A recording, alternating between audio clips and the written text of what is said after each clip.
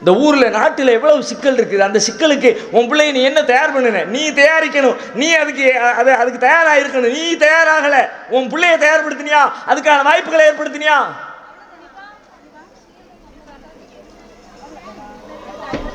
அதையெல்லாம் சிந்திக்காம இருந்தோம்னா நாளைக்கு நம்முடைய பிள்ளைங்களை எந்த ஊர்ல எந்த நாட்டில் விட்டுட்டு போறோம்னு யோசிங்க.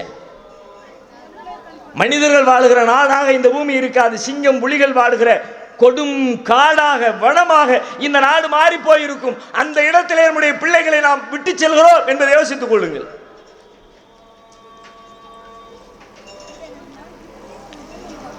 பிரதமரிலிருந்து காவல்துறையிலிருந்து எங்கு பார்த்தாலும் நம்மை கடித்து குதறுகிற அதிகாரிகளுக்கு மத்தியிலே அப்பாவிகளாக, ஆதரவற்றவர்களாக, திறமை குறைந்தவர்களாக, போர்க்குணம் இல்லாதவர்களாக, ஏதோ வாய்ப்பு இருந்தால் சம்பாதிச்சு சாப்பிட்டுட்டு படுத்து தூங்குற பிள்ளைங்களாக நம்முடைய பிள்ளைங்களை உருவாக்கி விட்டோம்னா இதுவா அவருடைய பெற்றோருக்கு அழகு?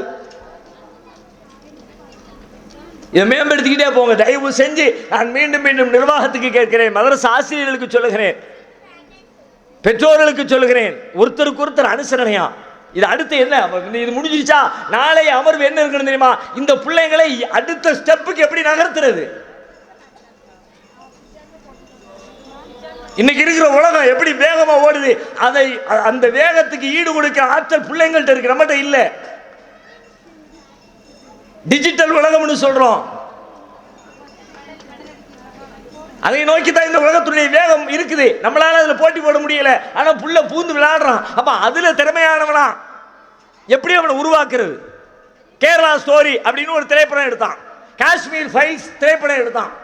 இது மாதிரி நூற்றுக்கணக்கான திரைப்படங்கள் ஒவ்வொரு நாளும் வந்துகிட்டே இருக்கு. அதுல என்ன சொல்லுது? நம்ம நாட்டை துண்டாடுகிற வேலை, முஸ்லிம்கள் மீது வெறுப்பு பிரச்சாரம், முஸ்லிம்னா பயங்கரவாதி, முஸ்லிம்னா தீவிரவாதி, காஷ்மீர்ல இருக்க இந்துக்களை கொண்டாங்க, இந்தியாவில் இருக்கிற பல பேர் ஐஎஸ்ஐஎஸ்ல போய் சேர்ந்துட்டாங்க, பல்லாயிரக்கணக்கான 33,000 பேர் கேரளாவில் இருந்து ஐஎஸ்ஐஎஸ்ல போய் சேர்ந்ததாக கேரளா ஸ்டோரிங்கிற அந்த திரைப்படம் புழுகு மூட்டை அவுத்து விடு. அதுக்கு அரசு, மத்திய அரசு சலுகை கொடுக்குது, வரி சலுகை கொடுக்குது. அந்த மாதிரி திரைப்படங்களை பார்க்கறதுக்கு பல பாரதிய ஜனதா ஆளுகிற மாநிலங்கள்ல அரசு ஊழியர்களுக்கு விடுமுறை கொடுக்குது.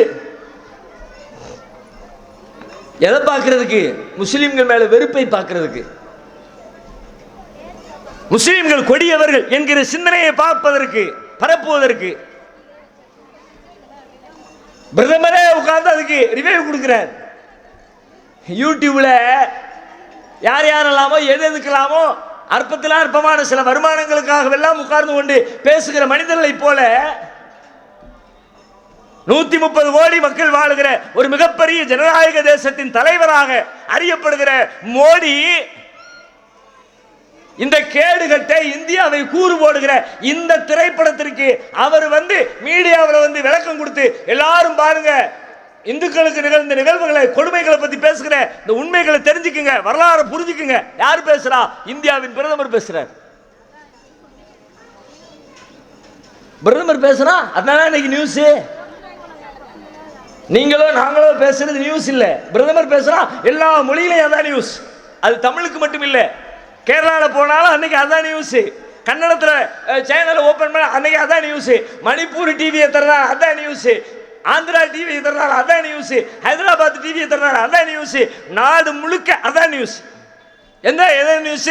முஸ்லீம்லா அயோக்கியம், முஸ்லீம்லா பயங்கரவாதி, முஸ்லீம்லா தீவிரவாதி. இந்தியாவில் முஸ்லீம்ல இத்தனை ஆயிரம் பேர், பொம்பளைங்களே 33,000 பேர் போயிருக்காங்களாம். எதுக்கு? ஈரானுக்கு, சிரியாவுக்கு, ஐஎஸ்ஐஎஸ்க்கு. எவ்வளவு பெரிய புழுகு முட்டை! இது சம்பந்தமா வழக்கு நடந்து கேரள நீதிமன்றம், கேரள சட்டமன்றம், கர்நாடக சட்டமன்றம், அப்படியெல்லாம் ஒன்றும் நடக்கல அப்படின்னு பாராளுமன்றத்தில் உள்துறை அமைச்சரின் சார்பில் நேரடியாக கேட்கப்பட்ட கேள்விக்கே பதில் சொன்ன பிறகும் கூட இப்படியெல்லாம் நிறைய பேர் போயிருக்காங்களாமன்னு கேள்வி கேட்டு அப்படியெல்லாம் ஒருத்தனும் போகலன்னு பார்லிமெண்ட்ல கேள்வி நேரத்தை கேள்வி கேட்கப்பட்டு பதில் சொன்ன பிறகும் கூட, உயர் நீதிமன்றம் தீர்ப்பளித்த பிறகும் கூட, சட்டமன்றத்தில் அது குறித்த விவாதங்கள் நடந்த பிறகும் கூட இப்படி ஒரு அபாண்டமான பொய்யை திரைப்படமாக எடுத்து நாட்டிலே இருக்கிற எல்லா மக்களிடத்திலையும் பரப்பி முஸ்லிம்களுக்கு எதிரான வெறுப்பை அவர்களால் ஊட்ட முடியும் என்று சொன்னால் அதை உடைக்கிற ஆற்றலோடு நம்முடைய பிள்ளைகள் வர வேண்டுமா இல்லையா?